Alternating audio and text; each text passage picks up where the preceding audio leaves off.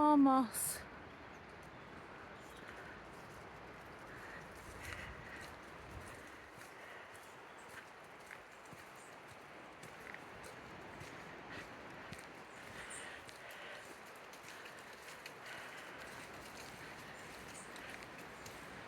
Gosh, it's beautiful this time of day.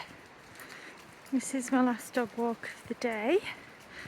Obviously got a child to paint a skull on his face later and go out Halloweening, as we used to call it when we were little, and we had a turnip.